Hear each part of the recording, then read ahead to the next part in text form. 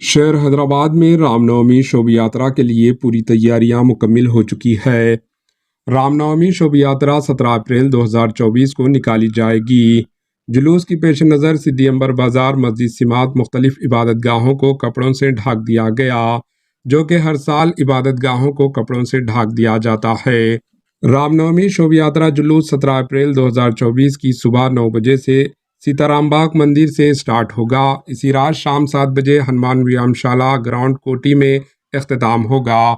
जुलूस Boiguda Kaman Mangalhat police station road, Hanuman जाली धूलपेट पुराना पुल रोड से गांधी स्टैचू जुमेरात बाजार बेगम बाजार छात्री सिद्दी अंबर बाजार शंकर शेर होटल गोलीगुड़ा चमन पुतली बौली क्रॉस रोड से कोटी सुल्तान बाजार से होता हुआ इख्तिताम पर पहुंचेगा।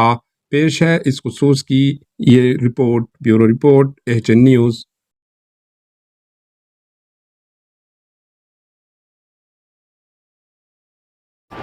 एचएन न्यूज़ को लाइक करें, शेयर करें और सब्सक्राइब करना ना भूलें।